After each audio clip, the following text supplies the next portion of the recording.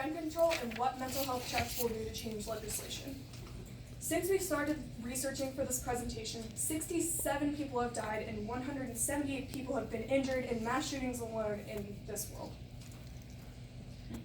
Many of these shootings have been carried out by mentally defective people. A mentally defective person is defined as somebody who has been judged by a lawful authority and determined that they are a danger to themselves and lack the mental capacity to act as a normal individual.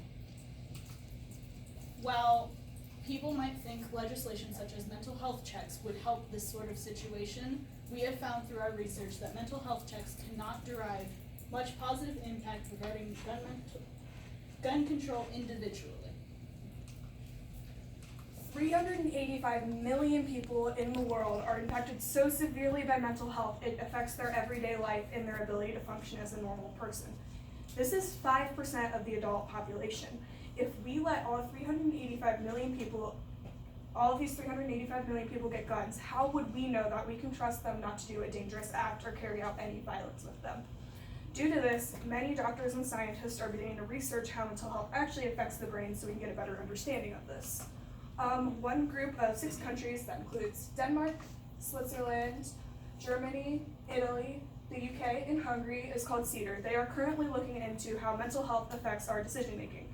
Basically, they're trying to do research on how if someone does have a mental health disorder like depression, anxiety, ADD, how that affects their process of making decisions on whether or not they are going to do something bad like a violent act. They're trying to research this because they think if they can understand how mentally ill people think, they will understand why they do violent things. Not only is this now leading to doctors and scientists, this is now getting out to many gun control advocates and just common people alone. One gun control advocate, Saul Levine, has mental illness himself. He is suffering greatly from depression and anxiety. He sees mental health checks as a great solution to this stuff.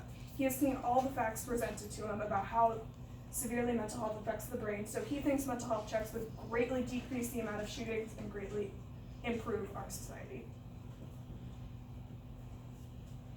Overall, as long as these laws are integrated without infringing on any guaranteed rights to American citizens, such as the Second Amendment, this can improve society as well as being simply morally correct.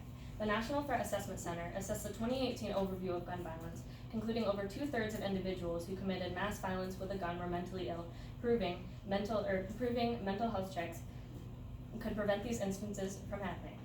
On the other hand, Abby Rappaport, a journalist for the American Prospect, claimed that if these laws are introduced independently and improperly, they could further the negative stigma around mentally ill individuals as well as negatively impact the individuals this law applies to. An instance such as the SunTrust Bank shooting, in which a man named Zephan Xavier shot 5 women inside with a handgun. He had shown previous signs of mental illness, as well as meeting his girlfriend in a psychiatric hospital in 2013. He also was overlooked in the situation, however, is that he obtained his handgun legally despite having previous medical history. Speaking of previous signs, I give you 2 examples. Cruz, the Parkland shooter, and then also Cho, the Virginia Tech shooter. Cruz was given a psychological evaluation prior to him shooting up the school. He was able to pass that. He was also able to pass 2 background checks, buying multiple firearms at 2 legal dealers. And then Cho, he was diagnosed with PTSD prior to the Virginia Tech shooting. However, law enforcement were not notified of this prior to the shooting and just after the shooting, meaning they were unable to effectively investigate the shooting.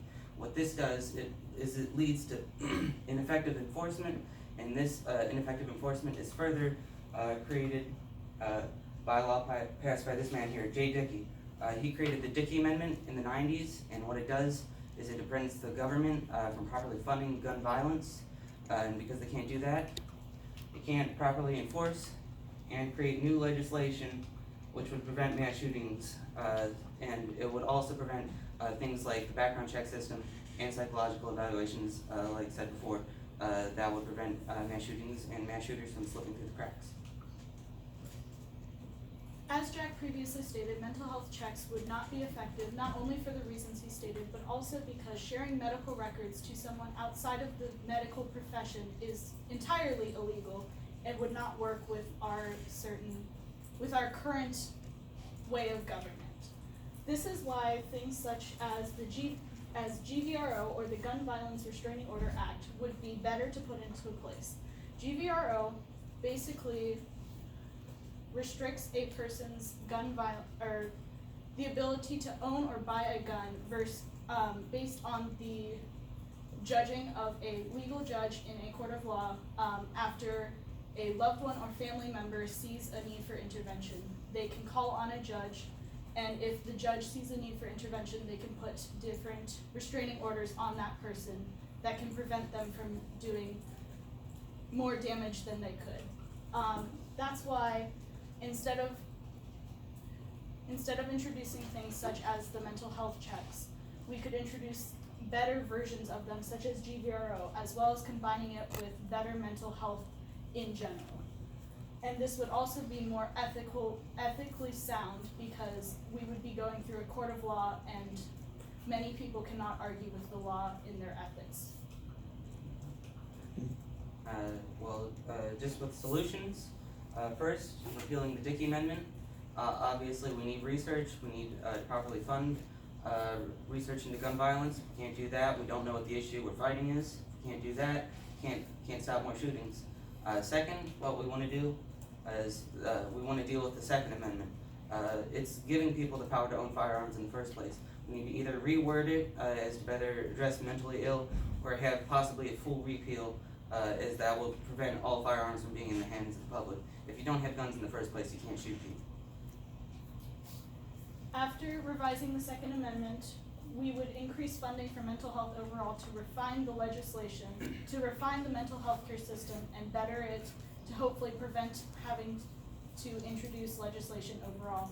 And after that, as a preventative measure, we would introduce things like GVRO or other better worded mental health care checks. So why has America not done this? Of course, with this great solution comes limitations. First thing that comes up is people do not like change and the unknown. America as a country has always been known as something that has been limited in their thoughts because they do not want to see their country change. Many people who are supportive of gun rights and the Second Amendment would hate to see anything like this happen because they don't know if they'll be able to own their guns anymore.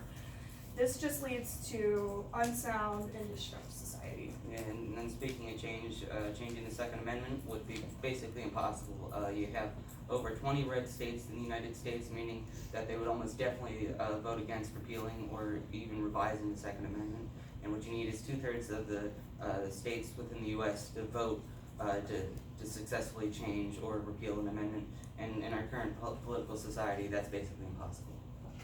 As well as GVRO has already been rejected by multiple states and is only currently in place in 3 states such as California. So introducing that on a more widespread scale has already been proven false. In conclusion, as great as this solution sounds, it is nearly impossible. Not only would it take such a long time and be a very slow-moving process due to having to go through the court of law, it would cause a lot of argument in our society, and many people would not appreciate it. And then finally, it would break our society as a whole, with Democrats and Republicans going against each other, and then also many other views within that. So many people would either agree with this or disagree with this, which would cause just a lot of disruption in our country, and that is sadly why we cannot implement this solution. That's it.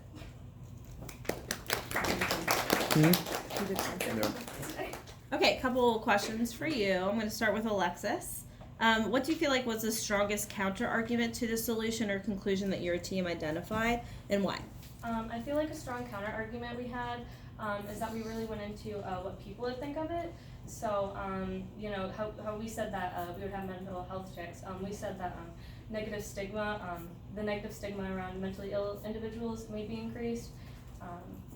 And we also really focused on society and like what has happened in the past. And why maybe our limitation and how that included our limitations. Okay. Next, Lauren. give one specific way that your thinking changed as a result of learning about Jack's findings. So basically through my research, since I did scientific, mainly just looking at the facts, most things showed that if we introduce mental health checks and better mental health care funding, that would decrease shootings just because how many shootings are implemented by mentally ill people and how severely mental health affects the brain. But Jack's research, on the other hand, showed more of how mental health checks would not entirely solve this, and that we would need other things in the law to change this, and not just mental health checks on their own, because people can get around them. So that was really interesting to me. Okay. Nikki, you're next. Describe how the content of the team's presentation was changed as a result of group discussion. A lot of the content was not necessarily changed, but some of the discussion was shifted around, like we would move certain slides to create a more cohesive line of reasoning, or we added a lot of different limitations and solutions once we made our presentation all come together versus our individual solutions. Okay, and then finally, Jack, in what way did you improve your ability to work with a group as a result of this project? I feel like normally when I work with a group, I would either have it so that I would try to become the leader even if we didn't all vote, and then I would just kind of force my ideas upon the rest of the group.